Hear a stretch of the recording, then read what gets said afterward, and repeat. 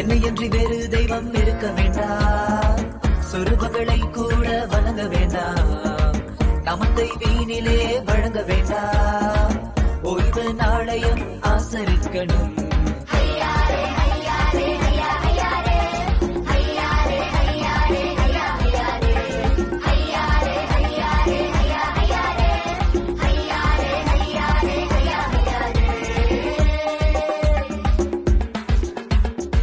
தகப்பன் தாயை கனம் பண்ணணும். கொலையும் விபச்சாரம் செய்யாதிருக்கணும். களவும் பொய் சாட்சி சொல்லாதிருக்கணும். பிற பொருளை இச்சையாதிருக்கணும்.